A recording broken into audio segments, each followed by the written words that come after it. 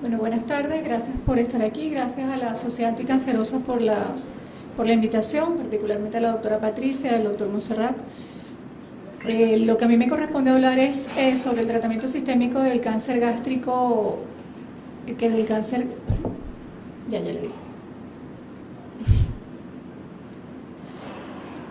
Sobre el cáncer gástrico, el tratamiento sistémico del cáncer gástrico en estadios tempranos, es decir, el cáncer gástrico que es operable de entrada. El título de la charla era adenocarcinoma de la unión esofagogástrica, pero realmente es bastante complicado desde el punto de vista de oncología médica separar el tratamiento o sea, dependiendo de la ubicación, si es en la unión propiamente dicha, que si es de lo que es el estómago como tal. Y como vamos a ver, la mayoría de los estudios pues juntan tanto la parte de adenocarcinoma gástrico como de la unión esofagogástrica, como incluso en el tercio inferior del esófago, y los colocan todos dentro de los mismos pacientes a estudiar. Considerando que independientemente del mejor tratamiento local que le brindemos al paciente con intento curativo, el paciente tiene una probabilidad alta de recaer de su enfermedad a lo largo del tiempo, hemos considerado que el uso de un tratamiento complementario va a cambiar el pronóstico y puede cambiar el pronóstico del paciente. Se estima que casi un 65% de los pacientes van a tener una recaída de su enfermedad en algún momento de la vida, y lamentablemente una vez que hay la recaída, en un plazo aproximado de 2 años el paciente puede fallecer de la enfermedad. De ahí todos los esfuerzos de tratar de hacer un diagnóstico certero al inicio para poder ofrecer el mejor tratamiento posible al paciente, optimizando la estrategia que tengamos, individualizando a la persona y poder así tratar de mejorar este pronóstico de la enfermedad. Para hacer una buena clasificación contamos con varios métodos diagnósticos, someramente, el uso de la tomografía, del PET o la laparoscopia, dependiendo con sus limitaciones cada uno de sensibilidad y especificidad. Tanto la tomografía como el PET, más que todo, es para tratar de descartar que haya enfermedad a distancia y nos puede ayudar en la parte de adenopatías sospechosas de enfermedad. La laparoscopia es cuando el cirujano sospecha de alguna manera que pueda haber enfermedad diseminada, ya sea en diafragma o peritoneo, y la ecografía endoscópica aquí juega un rol bien importante con ustedes los gastroenterólogos, porque son los que van a determinar realmente lo más cercano posible lo que es el tamaño del tumor y si hay afectación ganglionar o no hay afectación ganglionar. En sí todos son complementarios, pero la endoscopia en esta parte de tratamiento temprano de la enfermedad casi que es fundamental. Y bueno, yo solamente traje la imagen, ustedes me dirán qué es lo que se ve allí porque yo no sé mucho, pero vemos cómo se puede diferenciar dependiendo de dónde está la ubicación de la lesión, qué membrana atraviesa, y dependiendo de eso saber si la enfermedad se encuentra en una etapa inicial a nivel solamente de la mucosa, submucosa, etcétera, y también de alguna manera nos puede orientar de la presencia o no de adenopatía sospechosa. Una vez que se tiene esto, pues tenemos que asumir que clínicamente el paciente puede estar dentro de una etapa de la enfermedad, dependiendo del tamaño, dependiendo de la presencia o no de adenopatías, y esta etapa de la enfermedad es la que nos va a decir a nosotros si el paciente de repente solamente puede necesitar una resección local de la lesión por endoscopia, o si ya desde el punto de vista de los gastroenterólogos ya un estadio 1B ya debería necesitar un tratamiento quirúrgico curativo, y desde el punto de vista del oncólogo, si es un estadio 1B hasta un estadio 3A aproximadamente, qué podemos ofrecerle de carácter curativo al paciente, y si ya definitivamente es un estadio más avanzado, 3B, 3C o 4, pues saber que el objetivo pues lamentablemente va a ser un tratamiento paliativo para mejorar los síntomas y tratar de mejorar la calidad de la vida. Entonces, ¿cuál sería la aproximación terapéutica? Dependiendo de la etapa. Y por eso es tan importante un equipo multidisciplinario que nos ayude a saber dónde está el paciente de entrada para poder nosotros idear la mejor estrategia terapéutica posible para ese paciente en particular. ¿Qué vamos a utilizar? Cirugía, quimioterapia preoperatoria, adyuvante, quimio-radio postoperatoria, todas las anteriores, pues probablemente vamos a necesitar todas las anteriores si queremos lograr la mejor opción para el paciente. Considerando desde el punto de vista quirúrgico que estas consideraciones las traje de las escuelas europeas, de uno de los últimos zangales de los expertos allá de gastrointestinal, una de las reuniones que hacen anuales o cada 2 años, dicen que incluso la disección endoscópica submucosa pudiera ser una aproximación terapéutica única válida, siempre y cuando esté en manos experimentadas, dependiendo también de la histología de la enfermedad, siempre y cuando sea intestinal, y que la infiltración de la lesión solamente abarque mucosa o submucosa superficial. Quizá en estos pacientes solamente, si anatomía patológica confirma que es una resección R0 tipo intestinal y que tiene una limitación a nivel superficial de la submucosa, quizá va a ser el tratamiento definitivo, ya que se estima que menos del 3% de los casos puede haber enfermedad ganglionar diseminada. En las series asiáticas, en las series europeas dice que pudiera ser un poquito más. Ya cuando el tumor tiene histología difusa o infiltra profundamente la submucosa, la cirugía es de carácter obligatorio y estamos hablando de un estadio 1B. Y en tumores clínicamente CT2 que no tengan ganglios positivos por estudios radiológicos, ahí empieza la controversia. Es un paciente que va a ser candidato netamente a cirugía de entrada y después vemos qué es lo que se le puede ofrecer, o un paciente que puede ir a tratamiento previo a la cirugía radical de quimioterapia para ver si podemos disminuir esa etapa inicial del tumor. Cuando ya la lesión es un estadio clínico T2, haya enfermedad ganglionar probable o un T3, ya la mayoría de las escuelas europeas y al menos europeas y americanas consideran que iniciar tratamiento con quimioterapia primaria y posteriormente ir a un tratamiento quirúrgico debería ser la opción estándar para el paciente. Ahora, ¿por qué dar quimioterapia primaria? Ya hay varios estudios que han demostrado que dar tratamiento primario puede disminuir, no solamente disminuir la etapa del tumor inicial, sino que también de alguna manera hemos observado que beneficia al paciente en términos de supervivencia global y de supervivencia libre de enfermedad. Tenemos 3 estudios importantes, estos 3 son europeos, los 2 primeros son estudios que dieron positivos a dar tratamiento de quimioterapia previo a la cirugía y posteriormente otra vez quimioterapia. Y el otro estudio, el tercero, que es el estudio alemán, aquí teníamos pacientes con unos estadios un poquito más avanzados, estadios 3, y este estudio, a pesar de que dio positivo para un aumento de la tasa de resección R0 después de la quimioterapia, no llegó a lograr tener una diferencia en lo que fuera supervivencia global.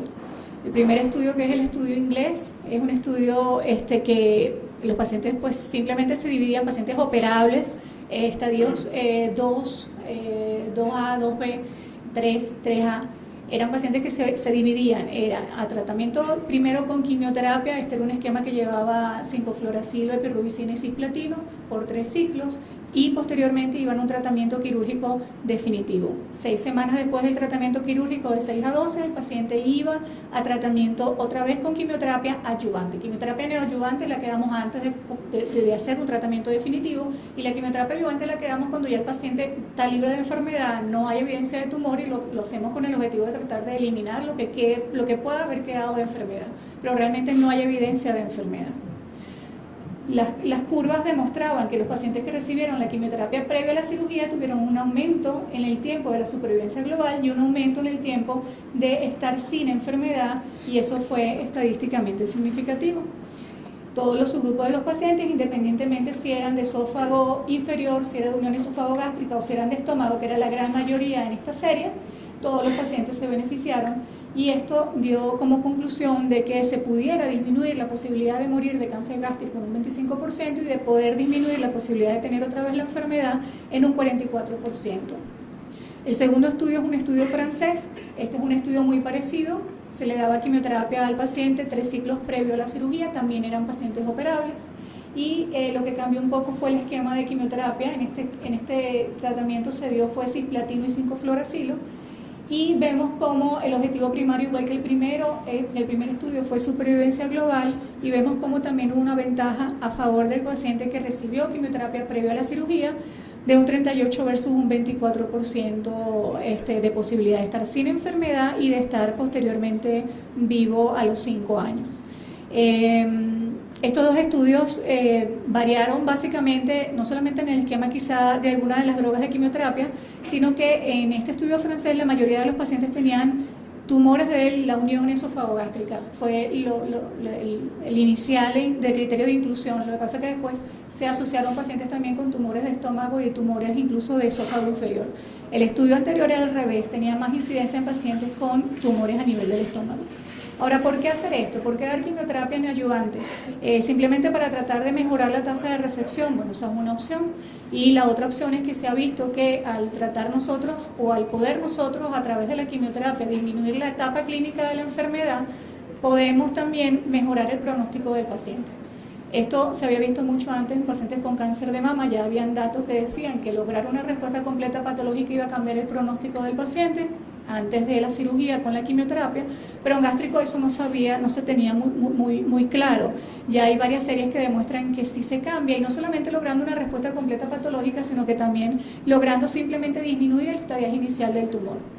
En este estudio fue solamente de unión esófago-gástrica, y también habían pacientes con adenocarcinoma del tercio inferior del esófago, y 468% de estos pacientes fueron candidatos a recibir quimioterapia neoadyuvante, y de esa quimioterapia neoadyuvante vimos estos resultados.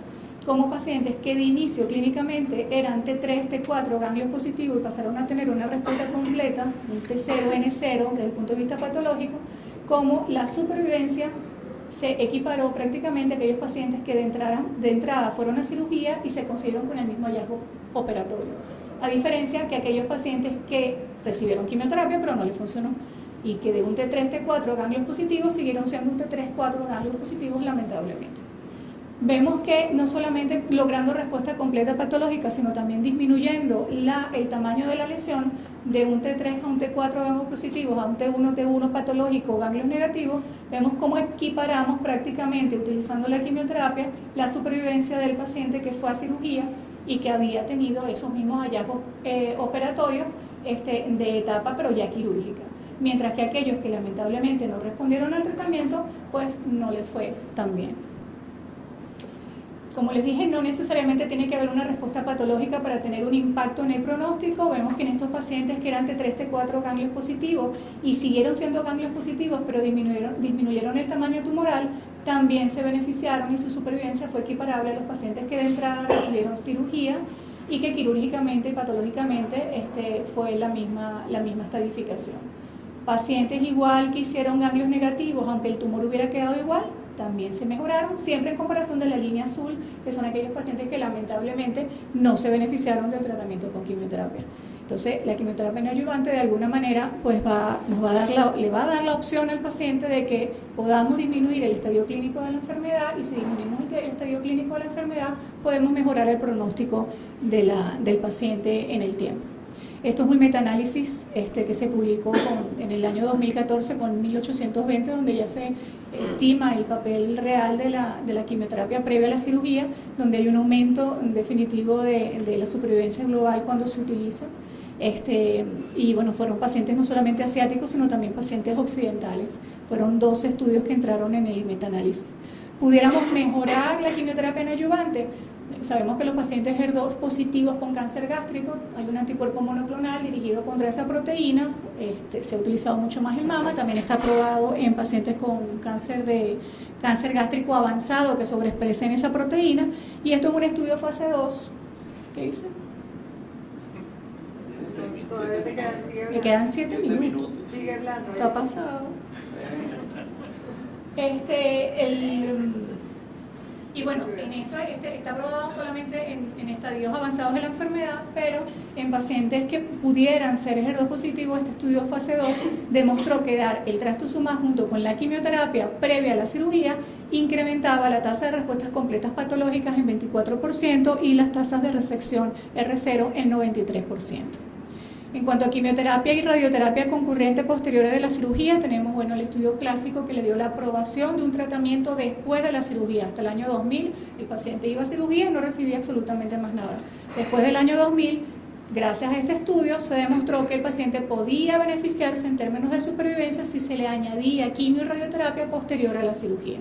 Este estudio fue un poco controversial porque desde el punto de vista del tratamiento quirúrgico, el 54% eran disecciones de 0 y solamente un 10% eran disecciones de 2. Entonces quedaba la duda si de repente esa ventaja en supervivencia era porque se le había dado un complemento de radioterapia y quimioterapia, algo que no había hecho la cirugía. Eso fue así hasta que salieron estos otros estudios que demostraban que en pacientes con disecciones de 2 después de una gastrectomía curativa, si tú le dabas quimioterapia o le dabas quimioterapia más radioterapia después de la cirugía, estadios tempranos obviamente, estadios 2 y 3, era un estudio donde se quería ver si la radioterapia iba a tener algún tipo de efecto. Y pues realmente en este estudio no demostró que hubiera un aumento en la mejoría añadiendo la radio. O sea, que dar quimioterapia o dar quimio más radioterapia prácticamente a los 7 años de seguimiento mantuvo la supervivencia libre de enfermedad similar. Ahora bien, solamente aquellos pacientes que eran ganglios negativos no se beneficiaron de la quimio-radioterapia. Entonces hay un estudio que se llama el ARTIS-2 que está incluyendo solamente pacientes ganglios positivos para ver si en esos pacientes que después de una cirugía radical de 2, después de eso, si se benefician teniendo ganglios positivos en anatomía patológica de quimio más radioterapia. Este es otro estudio que más o menos reporta lo mismo, quimio versus radio después de una cirugía de 1, y vemos también que pareciera que en el tiempo dar la quimio o la radio o sea, es beneficiosa, pero no da ningún beneficio adicional la radioterapia, pero obviamente siempre pues tenemos que esperar el resultado del estudio fase 3. En cuanto a quimioterapia adyuvante, son pacientes que previamente no habían recibido quimioterapia inicial, neoadyuvantes, pacientes que fueron operados de entrada, se les da quimio, se les da radio, se les da cirugía. Bueno, este estudio dividía dejarlos en observación versus darles quimioterapia. El esquema que se utilizó fue capecitabina, oxaliplatino por 6 meses y eso aumentó la supervivencia global y la supervivencia libre de enfermedad de los pacientes.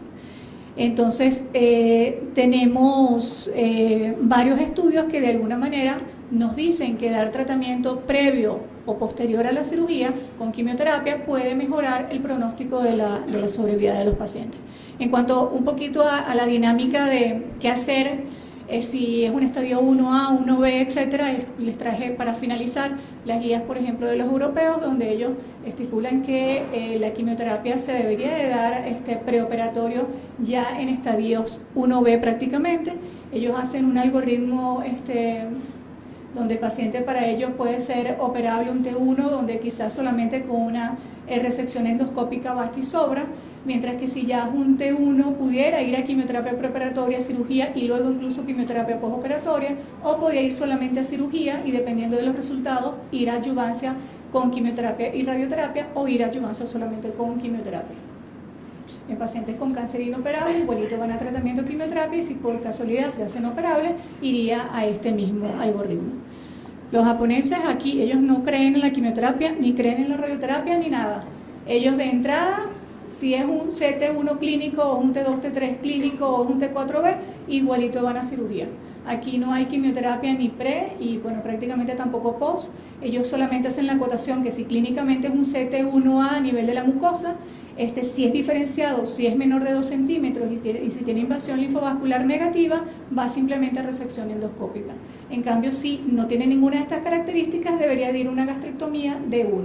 El CT1B a nivel de su mucosa ya va a gastrectomía de 1 o de 2 dependiendo de estas características y ya teniendo ganglios positivos todos van a disecciones curativas de 2. Y después de la cirugía quizá estos pacientes pudieran beneficiarse de quimioterapia adyuvante. Los americanos es como una mezcla entre los europeos y los japoneses, pero ellos sí consideran la quimioterapia preoperatoria en pacientes, pero ya con estadios clínicos T2 o mayores y si hay ganglios positivos. También están las guías del NCCN.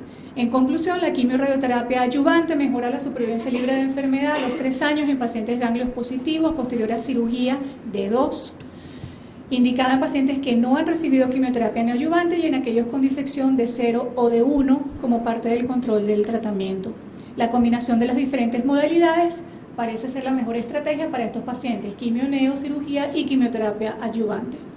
El beneficio de la quimio neoadyuvante, tanto en gástrico como en unión esofagogástrica, ha sido claramente establecido y debe ser considerado en pacientes operables, no que estén localmente avanzados y por eso que van a quimio, no, pacientes que de entrada pueden ser operables. Y como adyuvancia en pacientes que no han recibido quimioterapia previo, la capecitabina y el oxaliplatino en pacientes ganglios positivos pareciera incrementar la supervivencia libre de enfermedad. Y eso es todo.